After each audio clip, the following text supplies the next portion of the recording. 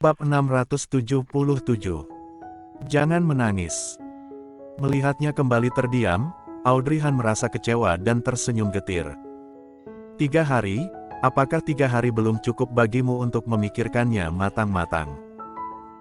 Apakah menurutmu hal ini lebih penting dibandingkan kebersamaan kita? Golden Ye mengatupkan bibir dan menatap Audrey Han. Audrey Han mengeluarkan ponselnya dan menyerahkannya padanya. Jika kau tak bisa melewati rintangan ini, sebaiknya kita. Apa yang hendak kau katakan? Golden Ye memotongnya dengan dingin. Audrey Han mendongak dan melihat ekspresi Golden Ye tampak sangat suram. Ia menatapnya dengan jengkel. Audrey Han tersenyum dan melanjutkan dengan tenang. Kau seharusnya sudah tahu apa yang hendak kukatakan beberapa hari ini. Aku sama sekali tak menemuimu. Aku ingin memberimu waktu untuk berpikir. Tapi 3 hari masih belum cukup bagimu, maka menurutku kau tak perlu memikirkannya lagi. Pertama, aku ingin memperjelas bahwa akulah yang melahirkan Glenn, meski kau ayah kandungnya, kau tak bisa merebutnya. Mendengarnya, Golden Ye mengerutkan kening, tampak geram. Katakan sekali lagi. Wanita ini ingin berpisah dengannya. Ia menatapnya dengan tajam. Audrey Han tak menghindarinya dan balas menatapnya. Apakah aku salah? Selama 5 tahun ini kau sama sekali tak memenuhi tanggung jawabmu sebagai ayah, dari mana kau berhak merebutnya? Kau bahkan tak berhak menjadi ayahnya. Golden Ye terdiam. Golden Ye terbelalak selama beberapa saat, lalu mendengus. Jadi kau memberiku waktu 3 hari untuk berpikir, lalu kini kau hendak berpisah denganku. Sudahkah kau memikirkan konsekuensinya? Audrey Han tak menjawab, hanya menggigit bibirnya. Ia tak bermaksud berpisah dengannya, ia menemuinya untuk mendengar jawabannya, tapi melihat sikap acuh tak acuhnya, ia merasa sangat kecewa. Selama 3 hari ini Golden Ye sama sekali tak meneleponnya, menghilang begitu saja. Bagaimana dengannya? Apakah hanya Golden Ye yang merasa kecewa? Apakah ia sendiri tak kecewa? Semua ini terjadi begitu cepat, bukan hanya Golden Ye yang tak mengetahuinya, ia sendiri juga baru mengetahui hal ini setelah melahirkan Glenn, dan perlahan baru bisa menerima kenyataan ini. Memikirkan hal ini, mata Audrey Han mulai berkaca-kaca, tapi ia segera menyadarinya dan memalingkan wajah, agar Golden Ye tak melihatnya. Sudah, aku sudah memikirkannya. Jika kau tak bisa menerimanya, tak apa. 5 tahun ini, aku juga baik-baik saja tanpamu, sejak awal aku juga tak ingin kembali bersamamu, jika bukan karena...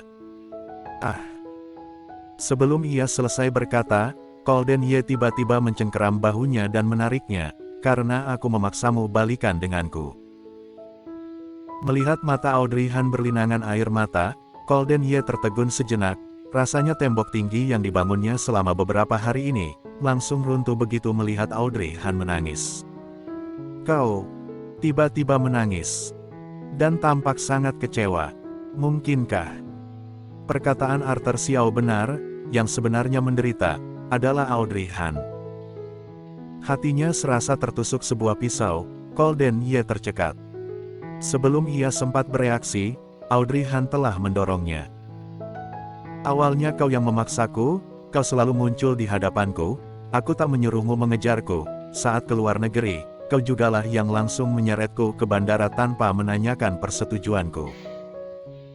Jika kau ingin menganggap anak itu sebagai anakmu, lakukan saja. Jika kau ingin mengacuhkanku, kau... Ia tak dapat lagi menahan air matanya. Golden Ye dengan canggung mengulurkan tangan untuk mengusap air matanya.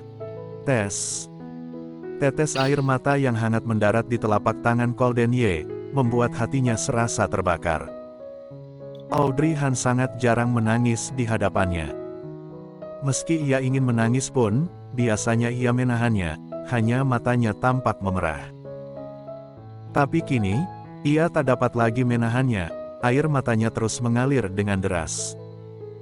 Golden Ye sangat sedih melihatnya. Ia menggigit bibirnya dan berkata dengan lirih, "Jangan menangis." Begitu emosi meluap, memang agak sulit untuk menenangkannya. Apalagi mendengar hiburan Golden Ye yang terdengar kaku ini, air mata Audrey Han mengalir semakin deras. Ia juga tak ingin menangis di hadapannya.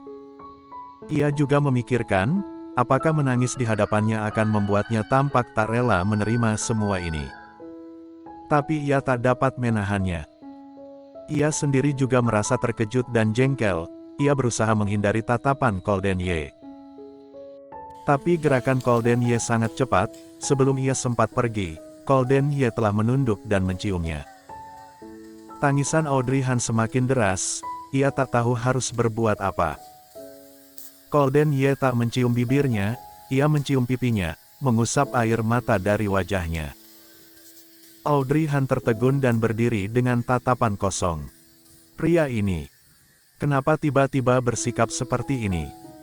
Tadi ia mengacuhkannya, tapi begitu melihatnya menangis, ia menciumnya. Dengan panik ia hendak mendorong Golden Ye, tapi seolah telah menebaknya, Golden Ye mencengkeram tangannya dan menempelkannya ke dadanya. Duk-duk. Audrey Han merasakan detak jantung Golden Ye di telapak tangannya. Duk-duk. Ia tak mengerti apa maksud Golden Ye melakukan hal ini. Tiba-tiba bibirnya bergerak mendekatinya. Audrey Han segera memejamkan mata dengan panik.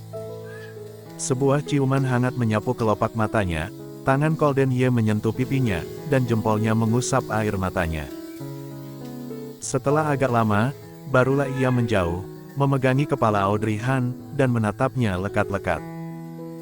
Meskipun 3 hari ini aku sangat marah, aku tak pernah berpikiran untuk berpisah. Tapi begitu bertemu, kau langsung menyinggung tentang perpisahan. Audrey Han, kau sungguh kejam terhadapku. Ia menatapnya lekat-lekat. Audrey Han mengerjapkan mata dengan canggung. Kukira kau ingin berpisah, maka aku hendak mengabulkan keinginanmu. Mendengarnya, tatapan Golden Ye menjadi suram. Aku ingin berpisah. Tak begitukah? Jika aku tak menemuimu, apakah kau akan pergi mencariku? Mungkin ciuman tadi telah berhasil. Audrey Han tak lagi menangis dan berusaha mendebatnya. Siapa bilang aku takkan mencarimu? Lalu kenapa kau pergi begitu saja saat aku memanggilmu tadi? Golden Ye terdiam mendengarnya.